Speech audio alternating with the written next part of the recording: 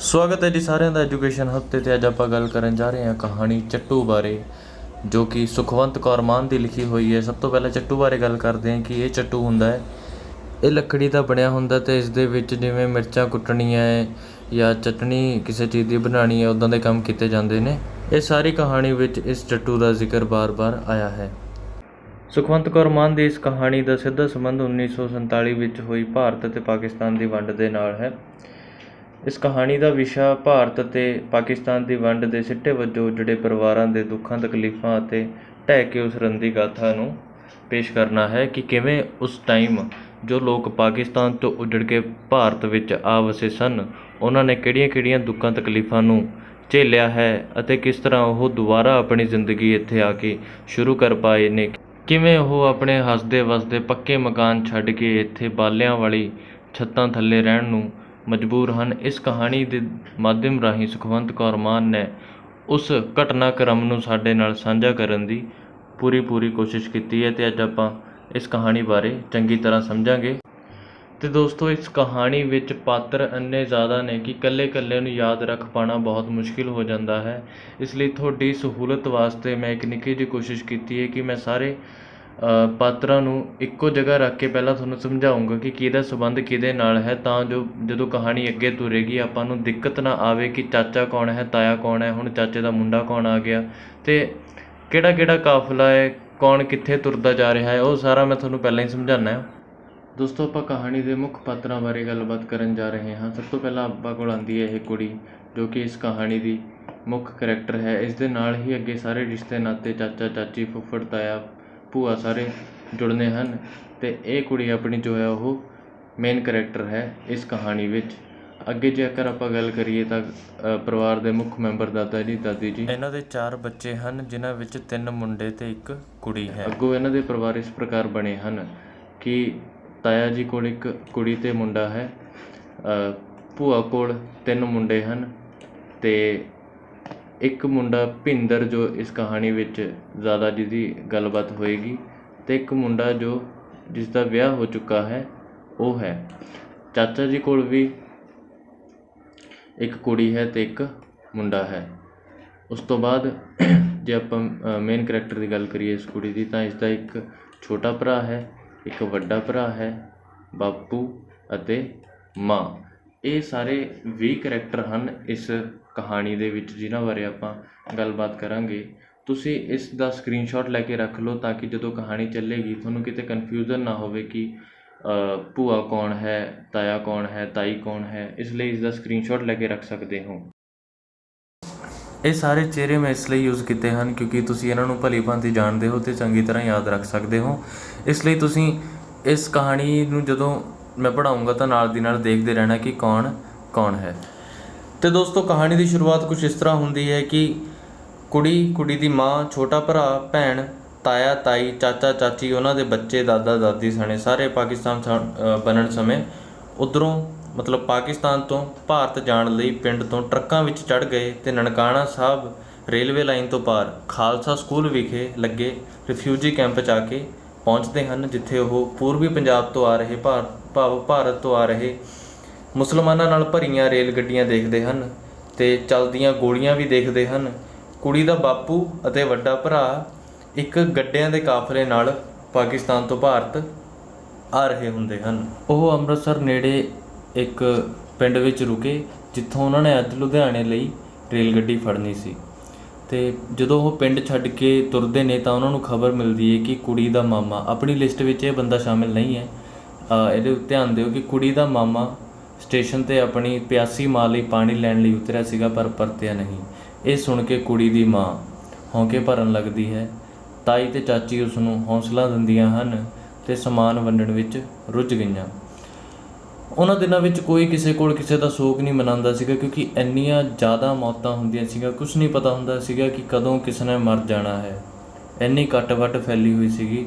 ਇਸ ਲਈ ਕੁੜੀ ਦੀ ਮਾਂ ਨੇ ਵੀ ਆਪਣੇ ਅੱਥਰੂ ਆਪੇ ਪੂੰਝੇ ਅਤੇ ਆਪਣਾ ਭਾਂਡਿਆਂ ਨਾਲ ਭਰਿਆ ਬੋਰਾ ਉਸਨੇ ਸਿਰ 'ਤੇ ਰੱਖਿਆ ਅਤੇ ਪਿੱਛੇ ਤੁਰ ਪਈ ਕਿਉਂਕਿ ਉਸਨੇ ਲੁਧਿਆਣੇ ਵਾਸਤੇ ਨਿਕਲਣਾ ਸੀਗਾ। ਉਹ ਇੱਕ ਟਾਂਗੇ ਉੱਤੇ ਬੈਠ ਕੇ ਅੰਮ੍ਰਿਤਸਰ ਰੇਲਵੇ ਸਟੇਸ਼ਨ ਉੱਤੇ ਪੁੱਜਦੇ ਹਨ ਅਤੇ ਉਹ ਦੇਖਦੇ ਹਨ ਕਿ ਇੱਕ ਰੇਲ ਗੱਡੀ ਕੂਕਾਂ ਮਾਰ ਰਹੀ ਹੈ, ਭਾਵ ਹੌਰਨ ਵਜਾ ਰਹੀ ਹੈ, ਵਿਚਕਾਰ ਜੇ ਖੜ੍ਹੇ ਅਤੇ ਤੁਰਨ ਵਾਲੀ ਹੈ।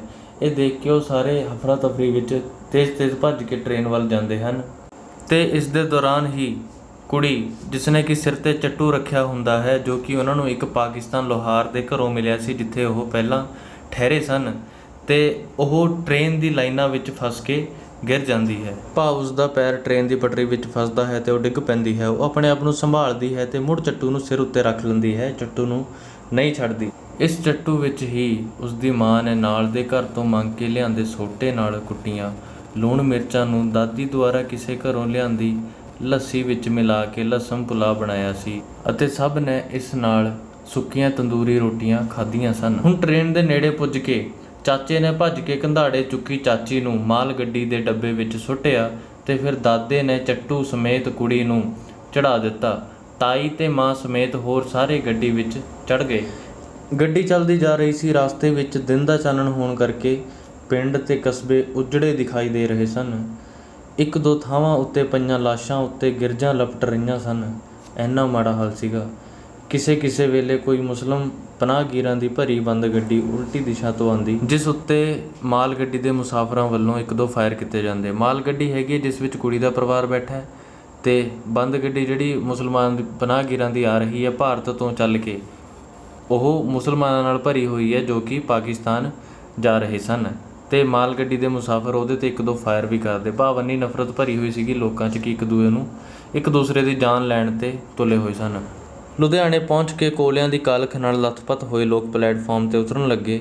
ਅਚਾਨਕ ਤਲਵਾਰਾਂ ਤੇ ਬਰਛੀਆਂ ਵਾਲੇ ਲੋਕਾਂ ਨੂੰ ਦੇਖ ਕੇ ਇੱਕ ਸਹਿਮ ਜਿਹਾ ਪੈਦਾ ਹੋ ਗਿਆ। ਪਲੇਟਫਾਰਮ ਤੇ ਤਲਵਾਰਾਂ ਤੇ ਬਰਛੀਆਂ ਲਈ ਲੋਕ ਖੜੇ ਸਨ। ਖਬਰ ਫੈਲ ਗਈ ਸੀ ਕਿ ਮੁਸਲਮਾਨਾਂ ਦੀ ਗੱਡੀ ਨੂੰ ਹਿਫਾਜ਼ਤ ਨਾਲ ਪਹੁੰਚਾਉਣ ਲਈ ਬਲੋਚ ਮਿਲਟਰੀ ਆ ਪਹੁੰਚੀ ਹੈ। ਬਾਹਰ ਕਰਫਿਊ ਖੁੱਲ੍ਹ ਗਿਆ ਸੀ ਤੇ ਲੋਕ ਸਮਾਨ ਚੁੱਕੀ ਸ਼ਹਿਰ ਦੀਆਂ ਸੜਕਾਂ ਵੱਲ ਦੌੜ ਪਏ। ਉਸ ਦਿਨ ਇੱਕ ਮੁਸਲਮਾਨ ਮੁਹੱਲਾ ਖਾਲੀ ਹੋਇਆ ਸੀਗਾ। ਜਿਸ ਦਿਨ ਇਹਨਾਂ ਦੀ ਟ੍ਰੇਨ ਇੱਥੇ ਪਹੁੰਚਦੀ ਹੈ ਉਸ ਦਿਨ ਇੱਕ ਮੁਸਲਮਾਨ ਮੁਹੱਲਾ ਜੋ ਹੈ ਉਹ ਖਾਲੀ ਹੋਇਆ ਸੀਗਾ। ਉਸ ਸਮੇਂ ਇਸ ਤਰ੍ਹਾਂ ਹੀ ਸੀਗਾ ਕਿ ਜਿਵੇਂ ਹੁਣ ਇੱਧਰੋਂ ਜਿਹੜਾ ਇਲਾਕਾ ਖਾਲੀ ਕਰਕੇ ਮੁਸਲਮਾਨ ਗਏ ਸੀਗੇ, ਉੱਥੇ ਉੱਧਰੋਂ ਆਏ ਸਿੱਖ ਤੇ ਹਿੰਦੂ ਪਰਿਵਾਰ ਵਸ ਜਾਂਦੇ ਸਨ। ਅਤੇ ਐਵੇਂ ਦਾ ਹੀ ਇਹਨਾਂ ਨੂੰ ਇੱਕ ਮਕਾਨ ਲੱਭਿਆ ਜਿਸ ਦੀ ਛੱਤ ਜੋ ਹੈ ਉਹ ਬਾਲਿਆਂ ਤੇ ਕੜੀਆਂ ਵਾਲੀ ਸੀਗੀ। ਭਾਵ ਪੱਕੀ ਛੱਤ ਜੋ ਹੈ ਉਹ ਨਹੀਂ ਸੀਗੀ। ਇਹ ਦੇਖ ਕੇ ਦਾਦੀ ਦਾ ਹੌਂਕਾ ਨਿਕਲ ਜਾਂਦਾ ਹੈ ਕਿ ਅਸੀਂ ਪਿੱਛੇ ਆਪਣਾ ਗਾਰਡਰਾਂ ਵਾਲਾ ਪੱਕਾ ਮਕਾਨ ਛੱਡ ਕੇ ਆਏ ਹੈ ਅਤੇ ਇੱਥੇ ਸਾਨੂੰ ਇਹੋ ਜਿਹਾ ਮਕਾਨ ਮਿਲਿਆ ਹੈ। ਅਤੇ ਤਾਈ ਦੌੜ ਕੇ ਬਾਜ਼ਾਰੋਂ ਬੌਕਰ ਲੈ ਆਉਂਦੀ ਹੈ। ਬੌਕਰ ਭਾਵ ਝਾੜੂ ਲੈ ਆਉਂਦੀ ਹੈ। ਤਾਈ, ਚਾਚੀ ਤੇ ਕੁੜੀ ਰਲ ਕੇ ਸਫਾਈ ਕਰਦੀਆਂ ਹਨ। ਦਾਦਾ ਜੀ ਦੁਆਰਾ ਲਿਆਂਦੀ ਮੂੰਗੀ ਤੇ ਚੌਲਾਂ ਦੀ ਬਣਾਈ ਖਿਚੜੀ ਸਭ ਨੇ ਖਾਧੀ। ਸਰੋਂ ਦੇ ਤੇਲ ਦਾ ਇੱਕ ਦੀਵਾ ਬਾਲ ਕੇ ਮੁੱਦੇ ਰੱਖੇ ਚੱਟੂ ਉੱਤੇ ਟਿਕਾ ਦਿੱਤਾ ਸੀ। ਹੁਣ ਤੁਸੀਂ ਦੇਖੋਗੇ ਕਿ ਇਹ ਪਰਿਵਾਰ ਦੁਬਾਰਾ ਮੁੜ ਕੇ ਕਿਵੇਂ ਛੋਟੀ ਛੋਟੀ ਚੀਜ਼ਾਂ ਨਾਲ ਆਪਣੀ ਜ਼ਿੰਦਗੀ ਦੁਬਾਰਾ ਸ਼ੁਰੂ ਕਰੇਗਾ, ਕਿਉਂਕਿ ਪਾਕਿਸਤਾਨ ਵਿੱਚ ਇਹ ਆਪਣਾ ਸਾਰਾ ਕੁਝ ਛੱਡ ਕੇ ਆ ਚੁੱਕੇ ਹਨ। ਇੱਧਰੋਂ ਇੱਕ ਨਵੀਂ ਜ਼ਿੰਦਗੀ ਦੀ ਸ਼ੁਰੂਆਤ ਕਰਨ ਲੱਗੇ ਹਨ।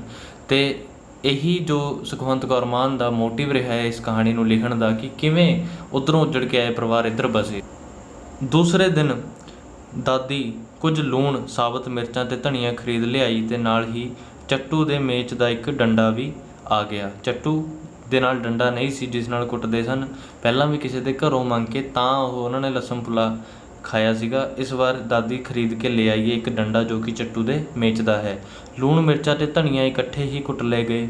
ਦੁਪਹਿਰੇ ਚਾਚਾ ਕਿਧਰੋਂ ਸੁਣ ਕੇ ਆਇਆ ਸੀ ਕਿ ਪਾਕਿਸਤਾਨ ਤੋਂ ਆ ਰਹੇ ਸਿੱਖਾਂ ਤੇ ਹਿੰਦੂਆਂ ਦੇ ਕਾਫਲੇ ਨੂੰ ਬਲੋਚ ਮਿਲਟਰੀ ਨੇ ਭਾਰਤ ਵੜਨ ਤੋਂ ਪਹਿਲਾਂ ਹੀ ਮਾਰ ਮੁਕਾਇਆ। ਇਹ ਗੱਲ ਸੁਣ ਕੇ ਦਾਦਾ, ਦਾਦੀ ਅਤੇ ਮਾਂ ਦੇ ਦਿਲ ਉੱਤੇ ਬਹੁਤ ਬੁਰਾ ਅਸਰ ਪਿਆ, ਕਿਉਂਕਿ ਤੁਹਾਨੂੰ ਪਤਾ ਹੈ ਕਿ ਕਹਾਣੀ ਦੇ ਸ਼ੁਰੂ ਵਿੱਚ ਦੱਸਿਆ ਗਿਆ ਸੀਗਾ ਕਿ ਕੁੜੀ ਦਾ ਪਿਓ ਅਤੇ ਉਸਦਾ ਵੱਡਾ ਭਰਾ ਗੱਡਿਆਂ ਦੇ ਕਾਫਲੇ ਨਾਲ ਆ ਰਹੇ ਸਨ ਅਤੇ ਉਹਨਾਂ ਨੂੰ ਲੱਗਦਾ ਹੈ ਕਿ ਕਿਤੇ ਉਹ ਵੀ ਉਹਨਾਂ ਦੇ ਵਿੱਚ ਹੀ ਮਾਰੇ ਗਏ ਨਾ ਹੋਣ। 2 ਕੁ ਦਿਨਾਂ ਬਾਅਦ ਖਬਰ ਮਿਲਦੀ ਹੈ ਕਿ ਕੁੜੀ ਦਾ ਫੁੱਫੜ, ਜੋ ਕਿ ਸਾਰੇ ਪਿੰਡ ਦਾ ਇਕੱਲਾ ਮਾਲਕ ਸੀਗਾ, ਪਿੰਡ ਵਿੱਚ ਹੀ ਰਹਿ ਗਿਆ ਸੀਗਾ, ਪਰ ਕੁੜੀ ਦੀ ਭੂਆ ਆਪਣੇ ਟੱਬਰ ਨੂੰ ਲੈ ਕੇ ਤੁਲੇ ਵਾਲੇ ਨੂੰ ਸੋਨੇ ਦੇ ਗਹਿਣੇ ਦੇ ਕੇ ਰਾਵੀ ਦਰਿਆ ਪਾਰ ਕਰਨ ਮਗਰੋਂ ਪੁੱਤਰ ਦੇ ਸਹੁਰਿਆਂ ਵਿਖੇ ਜਾ ਪਹੁੰਚੀ ਸੀ। ਆਪਣੇ ਪੁੱਤਰ ਦੇ ਸਹੁਰਿਆਂ ਵਿਖੇ ਉਹਦੀ ਭੂਆ ਜੋ ਹੈ ਆਪਣੇ ਟੱਬਰ ਨੂੰ ਲੈ ਕੇ ਜਾ ਪਹੁੰਚੀ ਸੀ। ਚੌਥੇ ਦਿਨ ਰੇਡੀਓ 'ਤੇ ਖਬਰ ਆਈ ਕਿ ਕਾਫਲੇ ਦੇ ਪਹਿਲੇ ਕੁਝ ਗੱਡਿਆਂ ਦਾ ਨੁਕਸਾਨ ਹੋਇਆ ਸੀ। ਗੋਰਖਾ ਮਿਲਟਰੀ ਨੇ ਪਹੁੰਚ ਕੇ ਚਾਰਜ ਸੰਭਾਲ ਲਿਆ ਸੀਗਾ ਕਾਫਲੇ ਦਾ। ਭਾਵ ਕੁੜੀ ਦਾ ਪਿਓ ਅਤੇ ਵੱਡਾ ਭਰਾ ਜਿਸ ਕਾਫਲੇ ਨਾਲ ਆ ਰਹੇ ਸਨ, ਉਹਦੇ ਕੁਝ ਪਹਿਲੇ ਗੱਡਿਆਂ ਦਾ ਨੁਕਸਾਨ ਹੋਇਆ ਸੀਗਾ। ਇਹ ਰੇਡੀਓ 'ਤੇ ਖਬਰ ਆਉਂਦੀ। ਦਾਦੀ ਨੇ, ਮਾਂ ਅਤੇ ਤਾਈ ਨੇ ਟੁੱਟੇ ਮੰਜਿਆਂ ਦੀਆਂ ਬਾਹੀਆਂ ਅਤੇ ਪਾਵਿਆਂ ਨੂੰ ਇੱਕ ਗੁੱਠੇ ਇਕੱਠੇ ਕਰਕੇ ਗੁਆਂਢੀ ਬਾਣੀਆਂ ਦੀ ਗਾਂ ਦਾ ਗੋਹਾ ਲਿਆ ਕੇ ਕੱਚੇ ਫਰਸ਼ਾਂ ਉੱਤੇ ਪੋਚਾ ਫੇਰ ਦਿੱਤਾ, ਭਾਵ ਜਿਵੇਂ ਪਹਿਲਾਂ ਗੋਹੇ ਨਾਲ ਲਿਪੇ ਜਾਂਦੇ ਸੀਗੇ ਫਰਸ਼, ਉਸ ਤਰ੍ਹਾਂ ਸਫਾਈ ਕਰ ਲਈ। ਇੱਕ ਚੁੱਲ੍ਹਾ ਵੀ ਬਣਾ ਲਿਆ ਸੀਗਾ। ਚਾਚੇ ਨੇ ਨਲਕਾ ਠੀਕ ਕਰਾ ਲਿਆ। ਹੁਣ ਕੁੜੀ ਦਾ ਵੱਡਾ ਭਰਾ ਅਤੇ ਉਸਦਾ ਪਿਓ ਵੀ ਪਹੁੰਚ ਚੁੱਕੇ ਸਨ। ਚਾਚਾ ਭੂਆ ਨੂੰ ਉਸਦੇ ਕੁੜਮਾਂ ਦਿਓ ਲੈ ਆਇਆ। ਚਾਚਾ ਜਿਹੜਾ ਸੀਗਾ ਉਸਦੀ ਭੂਆ ਨੂੰ ਉਸਦੇ ਮੁੰਡੇ ਦੇ ਸਹੁਰਿਆਂ ਤੋਂ ਲੈ ਆਇਆ। ਭੂਆ ਦੇ ਨਾਲ ਉਸਦੇ ਛੋਟੇ ਦੋਨੇ ਮੁੰਡੇ ਆ ਗਏ, ਜਿਸਦੇ ਇੱਕ ਦਾ ਨਾਮ ਭਿੰਦਰ ਹੈ ਅਤੇ ਦੂਸਰੇ ਦਾ ਜ਼ਿਕਰ ਨਹੀਂ ਹੈ, ਅਤੇ ਸਭ ਤੋਂ ਵੱਡਾ ਮੁੰਡਾ ਜੋ ਵਿਆਹਿਆ ਹੋਇਆ ਸੀਗਾ ਉਹ ਉੱਥੇ ਹੀ ਰਹਿ ਗਿਆ ਸੀਗਾ। ਕੁਝ ਦਿਨ ਘਰ ਵਿੱਚ ਫੁੱਫੜ ਦੀਆਂ ਗੱਲਾਂ ਹੁੰਦੀਆਂ ਰਹੀਆਂ। ਇਸ ਤਰ੍ਹਾਂ ਜ਼ਿੰਦਗੀ ਹੁਣ ਦੁਬਾਰਾ ਰਿੜ ਪਈ ਸੀ।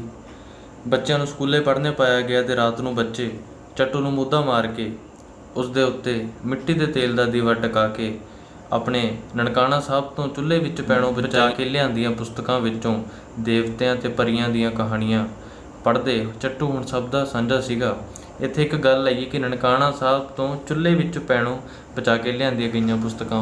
ਹੋਇਆ ਕੀ ਸੀਗਾ ਕਿ ਜਦੋਂ ਖਾਲਸਾ ਸਕੂਲ ਵਿਖੇ ਜਿਹੜੇ ਪਨਾਹਗੀਰ ਰੁਕੇ ਹੋਏ ਸਨ, ਜਿਨ੍ਹਾਂ ਨੂੰ ਉੱਥੇ ਕੈਂਪ ਵਿੱਚ ਰੱਖਿਆ ਗਿਆ ਸੀਗਾ, ਜਦੋਂ ਬਾਲਣ ਖਤਮ ਹੋਇਆ ਤਾਂ ਜਦੋਂ ਉਹਨਾਂ ਲੋਕਾਂ ਨੂੰ ਕੁਝ ਜਲਾਉਣ ਲਈ ਨਾ ਮਿਲਿਆ ਤਾਂ ਉਹਨਾਂ ਨੇ ਖਾਲਸਾ ਸਕੂਲ ਦੀ ਲਾਇਬ੍ਰੇਰੀ ਵੱਲ ਆਪਣਾ ਰੁਖ ਕਰ ਲਿਆ ਅਤੇ ਕਿਤਾਬਾਂ ਨੂੰ ਹੀ ਚੁੱਲ੍ਹੇ ਵਿੱਚ ਦੇਣ ਲੱਗ ਪਏ। ਹੋਰ ਵੀ ਡੈਸਕ ਜੋ ਵੀ ਉਹਨਾਂ ਨੂੰ ਮਿਲੇ, ਲੱਕੜੀ ਦਾ ਸਮਾਨ, ਉਹਨਾਂ ਨੂੰ ਬਾਲਣ ਵਾਂਗ ਯੂਜ਼ ਕਰਨ ਲੱਗ ਪਏ। ਤਾਂ ਉੱਥੇ ਕੁੜੀ ਅਤੇ ਉਸਦੇ ਚਾਚੇ ਦਾ ਮੁੰਡਾ ਜਾਂਦੇ ਨੇ ਅਤੇ ਲਾਇਬ੍ਰੇਰੀ ਵਿੱਚੋਂ ਜਦੋਂ ਉਹ ਕਿਤਾਬਾਂ ਬਾਲਣ ਵਾਸਤੇ ਮਤਲਬ ਜਲਾਉਣ ਵਾਸਤੇ ਲੈ ਕੇ ਆਉਂਦੇ ਹਨ, ਤਾਂ ਜਿਹੜੀ ਕਿਤਾਬ ਉਹਨਾਂ ਨੂੰ ਵਧੀਆ ਲੱਗਦੀ ਹੈ, ਬੱਚਿਆਂ ਵਾਲੀਆਂ ਲੱਗਦੀਆਂ ਹਨ, ਜਿਨ੍ਹਾਂ ਵਿੱਚ ਵਧੀਆ ਫੋਟੋਆਂ ਛਪੀਆਂ ਹੁੰਦੀਆਂ ਹਨ, ਉਹਨਾਂ ਨੂੰ ਭਾਉਂਦੀਆਂ ਹਨ ਉਹ ਕਹਾਣੀ ਕਿਤਾਬਾਂ, ਤਾਂ ਉਹ ਉਹਨਾਂ ਨੂੰ ਇੱਕ ਬੋਰੇ ਵਿੱਚ ਪਾ ਦਿੰਦੇ ਹਨ, ਇੱਕ ਕੱਪੜਿਆਂ ਦੇ ਬੋਰੇ ਵਿੱਚ ਪਾ ਦਿੰਦੇ ਹਨ, ਤਾਂ ਉਹ ਬਾਅਦ ਵਿੱਚ ਜਿਸ ਨੂੰ ਪੜ੍ਹ ਸਕਣ।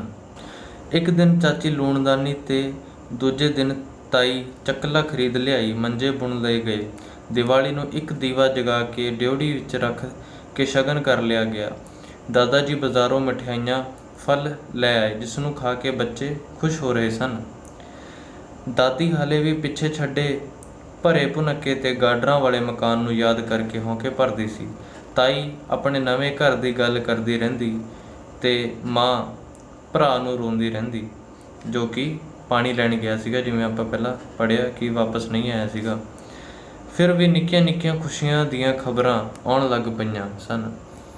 ਚਾਚੇ ਨੂੰ ਆੜ੍ਹਤ ਦੀ ਦੁਕਾਨ ਅਤੇ ਸ਼ਹਿਰ ਦੇ ਗੰਦੇ ਨਾਲੇ ਵਾਲੀ ਜ਼ਮੀਨ ਠੇਕੇ ਉੱਤੇ ਮਿਲ ਗਈ ਸੀ। ਭੂਆ, ਜਿਸਨੇ ਕਦੇ ਕੱਖ ਭੰਨ ਕੇ ਦੂਰਾ ਨਹੀਂ ਸੀ ਕੀਤਾ, ਭਾਵ ਕੋਈ ਕੰਮ ਨਹੀਂ ਸੀ ਕੀਤਾ, ਹੁਣ ਘਰ ਵਿੱਚ ਪੋਚੇ ਫੇਰਨ ਅਤੇ ਫੂਕਾਂ ਮਾਰ ਕੇ ਚੁੱਲ੍ਹੇ ਵਿੱਚ ਅੱਗ ਬਾਲਣ ਦਾ ਕੰਮ ਕਰਦੀ ਸੀ। ਸਫਾਈ ਦੀ ਸ਼ੌਂਕਣ ਦਾਦੀ ਦਿਨ ਚੜ੍ਹਦੇ ਹੀ ਸਾਰਾ ਮਕਾਨ ਹੂੰਝ ਲੈਂਦੀ ਅਤੇ ਥੱਕ ਕੇ ਕੱਚੀ ਕੰਧ ਨਾਲ ਢਾਸ ਨਾ ਲਾ ਕੇ ਰੋਣ ਲੱਗ ਪੈਂਦੀ, ਭਾਵ ਉਹਨੂੰ ਦੁੱਖ ਹੁੰਦਾ ਸੀਗਾ ਕਿ ਜੋ ਅਸੀਂ ਪਿੱਛੇ ਛੱਡ ਕੇ ਆਏ ਹਾਂ। ਠੇਕੇ ਉੱਤੇ ਜੋ ਉਹਨਾਂ ਨੇ ਜ਼ਮੀਨ ਲਿੱਤੀ ਸੀਗੀ, ਉਹਦੇ ਕੰਮ ਸ਼ੁਰੂ ਕਰਨ ਲਈ ਬੀਜਾਂ ਦੀ ਲੋੜ ਸੀਗੀ, ਬਲਦ ਖਰੀਦਣ ਦੀ ਲੋੜ ਸੀਗੀ, ਮਜ਼ਦੂਰੀ ਦੇਣ ਲਈ ਪੈਸਿਆਂ ਦੀ ਲੋੜ ਸੀਗੀ, ਅਤੇ ਇਹ ਉਹਨਾਂ ਕੋਲ ਪੈਸਾ ਹੁਣ ਨਹੀਂ ਸੀਗਾ। ਤਾਂ ਦਾਦਾ ਜੀ ਦੇ ਕਹਿਣ ਦੀ ਦੇਰ ਸੀ ਕਿ ਤਾਈ ਨੇ ਆਪਣੇ ਸੋਨੇ ਦੀ ਛੰਝ, ਚਾਚੀ ਨੇ ਛਾਪ ਅਤੇ ਮਾਂ ਨੇ ਵਾਲੀਆਂ ਦਿੱਤੀਆਂ। ਦਾਦੀ ਨੇ ਆਪਣੇ ਸੋਨੇ ਦੇ ਸਟੱਡ ਲਾ ਕੇ ਦਾਦਾ ਜੀ ਦੇ ਝੋਲੀ ਵਿੱਚ ਪਾ ਦਿੱਤੇ ਅਤੇ ਉਹਨਾਂ ਪੈਸਿਆਂ ਕਾਰਨ ਉੱਥੇ ਸਾਰਾ ਕੰਮ ਜੋ ਹੈ ਉਸ ਜ਼ਮੀਨ 'ਤੇ ਹੋਣ ਲੱਗਿਆ। ਇਸ ਪਿੱਛੋਂ ਘਰ ਵਿੱਚ ਇੱਕ ਲਾਲਟੈਨ ਅਤੇ ਡਾਲਡੇ ਘਿਓ ਦੀ ਪੀਪੀ ਆ ਗਈ। ਪਰੌਂਠੇ ਆਦਿ ਪੱਕਣ ਲੱਗ ਪਏ। ਸਵੇਰੇ ਸਵੇਰੇ ਸਾਰੇ ਕੰਮ 'ਤੇ ਜਾਣ ਲੱਗ ਪਏ। ਦਾਦਾ ਜੀ ਸਾਫ਼ ਸੁਥਰਾ ਸੂਟ ਪਾ ਕੇ ਆੜ੍ਹਤ ਦੀ ਦੁਕਾਨ 'ਤੇ ਜਾ ਬੈਠਦੇ ਅਤੇ ਆਉਂਦੇ ਹੋਏ ਅਮਰੂਦ, ਨਾਸ਼ਪਾਤੀਆਂ ਅਤੇ ਉਰਦੂ ਦਾ ਅਖਬਾਰ ਖਰੀਦ ਲਿਆਉਂਦੇ। ਉਹ ਉੱਚੀ ਉੱਚੀ ਅਖਬਾਰ ਪੜ੍ਹਦੇ ਅਤੇ ਜਦੋਂ ਕਿਤੇ ਜਿਨਾਹ ਜਾਂ ਨਹਿਰੂ ਦਾ ਨਾਮ ਆਉਂਦਾ ਤਾਂ ਦਾਦੀ ਦੋਹਾਂ ਨੂੰ ਗਾਲਾਂ ਕੱਢਣ ਲੱਗ ਪੈਂਦੀ। ਇੱਕ ਦਿਨ ਦਾਦਾ ਜੀ ਇੱਕ ਨਿੱਕਾ ਸਟੂਲ ਖਰੀਦ ਲਿਆਏ, ਜਿਸ ਉੱਤੇ ਸਾਰੇ ਜਣੇ ਵਾਰੋ ਵਾਰੀ ਰੋਟੀ ਰੱਖ ਕੇ ਖਾਂਦੇ ਅਤੇ ਰਾਤ ਨੂੰ ਬੱਚੇ ਉਸ ਉੱਤੇ ਲਾਲਟੈਨ ਰੱਖ ਕੇ ਪੜ੍ਹਦੇ। ਭੂਆ ਫੁੱਫੜ ਬਾਰੇ ਸੋਚਾਂ ਵਿੱਚ ਡੁੱਬੀ ਰਹਿੰਦੀ। ਫਿਰ ਪਤਾ ਲੱਗਿਆ ਕਿ ਇਲਾਕੇ ਦੇ ਥਾਣੇਦਾਰ ਨੇ ਉਸ ਨੂੰ ਪਿੰਡ ਛੱਡਣ ਲਈ ਕਿਹਾ, ਪਰ ਉਸਦੇ ਅਜਿਹਾ ਨਾ ਕਰਨ 'ਤੇ ਉੱਥੇ ਉਸ ਨੂੰ ਥਾਣੇਦਾਰ ਨੇ ਗੋਲੀ ਮਾਰ ਦਿੱਤੀ ਅਤੇ ਉਸਦੀ ਮੌਤ ਹੋ ਗਈ। ਉਸਦਾ ਵੱਡਾ ਪੁੱਤਰ ਸਹੁਰਿਆਂ ਦਾ ਹੋ ਕੇ ਰਹਿ ਗਿਆ ਸੀਗਾ ਅਤੇ ਭੂਆ ਨੂੰ ਪੈਸਿਆਂ ਦੀ ਤੰਗੀ ਆ ਗਈ ਸੀ, ਇਸ ਕਰਕੇ ਉਹ ਨਿੱਕੇ ਨਿੱਕੇ ਸਰਫੇ ਕਰਦੀ ਰਹਿੰਦੀ। ਉਸਦਾ ਪੁੱਤਰ ਭਿੰਦਰ ਵੀ ਪਰੇਸ਼ਾਨ ਰਹਿੰਦਾ। ਇੱਕ ਦਿਨ ਤਾਈ ਬਾਜ਼ਾਰੋਂ ਪੱਥਰ ਦੀ ਕੁੰਡੀ ਖਰੀਦ ਲਿਆਈ ਅਤੇ ਹੁਣ ਉਹਨਾਂ ਪੁਰਾਣਾ ਲੱਕੜ ਦਾ ਚੱਠੂ ਬਾਲਣ ਵਾਲੀ ਗੁੱਠ ਵਿੱਚ ਸੁੱਟ ਦਿੱਤਾ ਸੀਗਾ। ਹੁਣ ਜਦੋਂ ਪੱਥਰ ਦੀ ਕੁੰਡੀ ਆ ਗਈ ਘਰ ਵਿੱਚ, ਤਾਂ ਲੱਕੜੀ ਦਾ ਚੱਠੂ ਕਿਹਨੂੰ ਚਾਹੀਦਾ ਸੀਗਾ? ਤਾਂ ਉਹਨਾਂ ਨੇ ਉਸ ਚੱਠੂ ਨੂੰ ਬਾਲਣ ਵਾਲੀ, ਜਿੱਥੇ ਸਮਾਨ ਪਿਆ ਸੀਗਾ, ਲੱਕੜੀਆਂ ਲੁਕੜੀਆਂ ਪਈਆਂ ਸੀਗੀਆਂ ਜਲਾਉਣ ਵਾਲੀਆਂ, ਉੱਥੇ ਸੁੱਟ ਦਿੱਤਾ। ਭਿੰਦਰ ਨੇ ਕਾਪੀਆਂ ਕਿਤਾਬਾਂ ਦੇ ਖਰਚੇ ਵਿੱਚੋਂ ਪੈਸੇ ਬਚਾ ਕੇ 2 ਕੁੱਕੜੀਆਂ ਖਰੀਦ ਲਈਆਂ ਤੇ ਉਹਨਾਂ ਲਈ ਇੱਕ ਖੁੱਡਾ ਵੀ ਬਣਾ ਲਿਆ। ਉਹ ਉਹਨਾਂ ਦੇ ਆਂਡੇ ਵੇਚ ਕੇ ਹਰ ਰੋਜ਼ ਇੱਕ ਆਨਾ ਮਾਂ ਦੀ ਤਲੀ ਉੱਤੇ ਰੱਖ ਦਿੰਦਾ। ਵੱਡੇ ਭਰਾ ਨੂੰ ਕਾਲਜ ਵਿੱਚੋਂ ਰਿਫਿਊਜੀ ਹੋਣ ਕਰਕੇ ਬੜਾ ਖਰਵਾਂ ਜਿਹਾ ਵਧੀਆ ਜਿਹਾ ਇੱਕ ਕੋਟ ਮਿਲਿਆ, ਜਿਸ ਨੂੰ ਸਾਰੇ ਜਣੇ ਵਾਰੀ ਪਾ ਕੇ ਖੁਸ਼ ਹੁੰਦੇ। ਸਵੇਰੇ ਭਰਾ ਪਾ ਕੇ ਕਾਲਜ ਚਲਾ ਜਾਂਦਾ ਤੇ ਰਾਤੀ ਖੇਤਾਂ ਵਿੱਚ ਫੇਰਾ ਮਾਰਨ ਗਏ ਬਾਪੂ ਜੀ, ਕੁੜੀ ਦੇ ਬਾਪੂ ਜੀ ਪਾ ਲੈਂਦੇ। ਬਾਪੂ ਜੀ ਕਿਧਰੋਂ ਇੱਕ ਤੋਕੜ ਜੀ ਮੱਝ ਖਰੀਦ ਲਿਆਏ। ਥੋੜ੍ਹਾ ਦੁੱਧ ਸਾਰੇ ਵੰਡ ਕੇ ਪੀ ਲੈਂਦੇ, ਥੋੜ੍ਹਾ ਜਿੰਨਾ ਵੇਚ ਵੀ ਲੈਂਦੇ। ਹੁਣ ਹੱਥ ਰੱਤਾ ਸੌਖਾ ਹੋ ਗਿਆ ਸੀਗਾ, ਭਾਵ ਖਰਚਾ ਨਿਕਲਣ ਲੱਗ ਗਿਆ ਸੀਗਾ ਘਰ ਦਾ। ਮਾਂ ਨੇ ਕੁੜੀ ਨੂੰ ਇੱਕ ਨਾਭੀ ਖੱਦਰ ਦੀ ਚਾਦਰ ਲੈ ਦਿੱਤੀ ਸੀਗੀ। ਇਸ ਦੌਰਾਨ ਭੂਆ ਦੇ ਮੁੰਡੇ ਭਿੰਦਰ ਨੂੰ ਅਜਿਹਾ ਬੁਖਾਰ ਚੜ੍ਹਿਆ ਕਿ ਜਿਸ ਨੇ ਉਸਦੀ ਜਾਨ ਲੈ ਲਈ। ਭਾਵ ਜੋ ਭੂਆ ਦਾ ਮੁੰਡਾ ਭਿੰਦਰ ਸੀਗਾ, ਉਹ ਇੱਥੇ ਉਸਦੀ ਮੌਤ ਹੋ ਜਾਂਦੀ ਹੈ ਇਲਾਜ ਨਾ ਹੋਣ ਕਾਰਨ। ਭਰਾ ਦਾ ਕਾਲਜ ਸ਼ਹਿਰ ਤੋਂ ਦੂਜੇ ਸਿਰੇ 'ਤੇ ਸੀਗਾ। ਉਹ ਹਰ ਰੋਜ਼ ਬਾਪੂ ਜੀ ਨੂੰ ਸਾਈਕਲ ਖਰੀਦ ਕੇ ਲੈਣ ਲਈ ਕਹਿੰਦਾ, ਪਰੰਤੂ ਉਸਦੀ ਗੱਲ ਵੱਲ ਧਿਆਨ ਨਾ ਕੀਤਾ ਜਾਂਦਾ। ਦਾਦੀ ਹੁਣ ਪਾਕਿਸਤਾਨ ਵਿੱਚ ਰਹਿ ਗਏ ਮਕਾਨ ਨੂੰ ਘੱਟ ਯਾਦ ਕਰਦੀ ਤੇ ਦੁਖੀ ਨਹੀਂ ਹੁੰਦੀ। ਹੌਲੀ ਉਹ ਧੀ ਦੇ ਦੁੱਖ ਨੂੰ ਵੀ ਘੱਟ ਮਹਿਸੂਸ ਕਰਨ ਲੱਗੀ ਸੀਗੀ। ਧੀ ਭਾਵ ਜੋ ਭੂਆ ਸੀਗੀ। ਨਿਆਣੇ ਵੀ ਹੁਣ ਭਿੰਦਰ ਨੂੰ ਘੱਟ ਯਾਦ ਕਰਦੇ। ਪਹਿਲਾਂ ਤਾਂ ਉਹ ਵਿਚਾਰੇ ਉਹਨੂੰ ਯਾਦ ਕਰ ਕੇ ਇੱਧਰ ਉੱਧਰ ਲੁੱਕ ਕੇ ਰੋਂਦੇ ਰਹਿੰਦੇ ਸੀ, ਪਰ ਹੁਣ ਜ਼ਿੰਦਗੀ ਦੀ ਰੇਲ ਗੱਡੀ ਪਟਰੀ 'ਤੇ ਚੜ੍ਹਨ ਲੱਗ ਪਈ ਸੀ। ਇਸ ਤਰ੍ਹਾਂ 2 ਸਾਲ ਲੰਘ ਗਏ। ਆੜਤ ਦੀ ਦੁਕਾਨ ਪੱਕੀ ਹੋ ਗਈ। ਨੇੜੇ ਇੱਕ ਪਿੰਡ ਵਿੱਚ ਜ਼ਮੀਨ ਅਲਾਟ ਹੋ ਗਈ। ਮੁੰਡੇ ਕੁੜੀਆਂ ਸਭ ਸਕੂਲਾਂ ਵਿੱਚ ਦਾਖਲ ਕਰਾ ਦਿੱਤੇ ਗਏ ਸਨ। ਭਰਾ ਨੂੰ ਸਾਈਕਲ ਲੈ ਕੇ ਦੇ ਦਿੱਤਾ ਗਿਆ ਸੀ। ਭੂਆ ਨੂੰ ਫੁੱਫੜ ਨਾਲ ਸਾਂਝੇ ਅਕਾਊਂਟ ਵਾਲੀ ਭਾਰੀ ਰਕਮ ਮਿਲ ਗਈ ਸੀ। ਤਾਏ ਦੇ ਵੱਡੇ ਮੁੰਡੇ ਨੂੰ ਵੀ ਨੌਕਰੀ ਮਿਲ ਗਈ ਸੀ। ਰਿਸ਼ਤੇਦਾਰ ਵੀ ਲੱਭਾ ਕੇ ਸਾਰੇ ਮਿਲ ਗਏ ਸਨ। ਕਲੇਮ ਦੇ ਕੁਝ ਪੈਸੇ ਵੀ ਮਿਲ ਗਏ ਸਨ। ਗੰਦੇ ਨਾਲੇ ਵਾਲੀ ਜ਼ਮੀਨ 'ਤੇ ਜੋ ਸਬਜ਼ੀਆਂ ਉਗਾਈਆਂ ਸੀਗੀਆਂ, ਉਹਨਾਂ ਵਿੱਚੋਂ ਵੀ ਕਾਫੀ ਪੈਸੇ ਬਣਨ ਲੱਗ ਗਏ ਸਨ। ਤਾਏ ਦੇ ਮੁੰਡੇ ਦੀ ਮੰਗਣੀ ਚੰਗੇ ਘਰ ਵਿੱਚ ਹੋ ਗਈ ਸੀ ਤੇ ਵਿਆਹ ਦੀਆਂ ਤਿਆਰੀਆਂ ਹੋ ਰਹੀਆਂ ਸਨ। ਇੱਕ ਮਜ਼ਦੂਰ ਬਾਲਣ ਵਾਲੀ ਗੁੱਠ ਵਿੱਚੋਂ ਲੱਕੜੀਆਂ ਚੁੱਕ ਰਿਹਾ ਸੀ ਤਾਂ ਤਾਏ ਦਾ ਮੁੰਡਾ ਕੁਹਾੜੇ ਨਾਲ ਲੱਕੜਾਂ ਪਾੜ ਰਿਹਾ ਸੀ। ਬਾਲਣ ਹੇਠੋਂ ਪੁਰਾਣਾ ਚੱਟੂ ਨਿਕਲ ਆਇਆ, ਜਿਸ ਨੂੰ ਦੇਖ ਕੇ ਤਾਈ ਨੇ ਕੁੜੀ ਨੂੰ ਕਿਹਾ ਕਿ ਇਹ ਉਹ ਚੱਟੂ ਸਿਰ 'ਤੇ ਚੁੱਕ ਕੇ ਦੌੜਦੀ ਗੱਡੀ ਦੀ ਲਾਈਨ ਵਿੱਚ ਡਿੱਗ ਪਈ ਸੀ। ਚਾਚੇ ਨੇ ਕਿਹਾ ਕਿ ਉਸਨੇ ਉਸਨੂੰ ਚੱਟੂ ਸਮੇਤ ਹੀ ਗੱਡੀ ਵਿੱਚ ਸੁੱਟ ਦਿੱਤਾ ਸੀ। ਤਾਈ ਨੇ ਕਿਹਾ ਕਿ ਕੁੜੀ ਨੇ ਚੱਟੂ ਨਹੀਂ ਸੀ ਛੱਡਿਆ, ਭਾਵੇਂ ਉਸ ਉੱਤੋਂ ਗੱਡੀ ਲੰਘ ਜਾਂਦੀ। ਇਹ ਸੁਣ ਕੇ ਤਾਏ ਦੇ ਮੁੰਡੇ ਨੇ ਕਿਹਾ, ਹੈਂ ਓਏ ਤੂੰ ਉਹੀ ਚੱਟੂ ਹੈ? ਭਾਵ ਉਹ ਹੱਸੀ ਮਖੌਲ ਕਰਦਾ ਹੈ। ਹੈਂ ਓਏ ਤੂੰ ਉਹੀ ਚੱਟੂ ਹੈ? ਢੇਰੀ ਓਏ, ਤੈਨੂੰ ਚੁੱਕੀ ਭਾਵੇਂ ਸਾਡੀ ਕੁੜੀ ਗੱਡੀ ਦੇ ਹੇਠ ਮਰ ਜਾਂਦੀ। ਇਹ ਕਹਿ ਕੇ ਉਸਨੇ ਕੁਹਾੜੇ ਦਾ ਇੱਕੋ ਵਾਰ ਮਾਰਿਆ ਤੇ ਚੱਟੂ 2 ਫਾੜ ਕਰ ਦਿੱਤਾ। ਇਹ ਦੇਖ ਕੇ ਸਾਰਾ ਟੱਬਰ ਇੱਕ ਵਾਰੀ ਹੀ ਖਿੜ ਕੇ ਹੱਸ ਪਿਆ। ਤਾਏ ਦੇ ਮੁੰਡੇ ਨੇ ਚੱਟੂ ਨੂੰ ਸਬਕ ਸਿਖਾਉਣ ਲਈ ਉਸਦੇ ਤੈਂ ਸੱਟਾਂ ਮਾਰਨੀਆਂ ਸ਼ੁਰੂ ਕਰ ਦਿੱਤੀਆਂ ਤੇ ਉਸਦੇ ਟੁਕੜੇ ਵਿਹੜੇ ਵਿੱਚ ਉੱਡਣ ਲੱਗੇ। ਨਾਲ ਹੀ ਠਾਠਾ ਕਰਦਾ ਹਾਸਾ ਮਚ ਗਿਆ। ਕੁੜੀ ਵੀ ਨਾਲ ਹਾਸੇ ਵਿੱਚ ਸ਼ਾਮਲ ਹੋ ਗਈ। ਹੱਸ ਕੇ ਸਭ ਦੀਆਂ ਵੱਖੀਆਂ ਦੁਖਣ ਲੱਗ ਪਈਆਂ ਤੇ ਅੱਖਾਂ ਵਿੱਚੋਂ ਹੱਥਰੂ ਵੀ ਆ ਤੁਰੇ, ਪਰ ਕੋਈ ਵੀ ਹਾਸੀ ਕਿਸੇ ਤੋਂ ਜੋ ਹੈ ਉਹ ਕੰਟਰੋਲ ਨਹੀਂ ਹੋ ਰਹੀ ਸੀ। ਤੇ ਇੱਥੇ ਇਹ ਕਹਾਣੀ ਮੁੱਕ ਜਾਂਦੀ ਹੈ।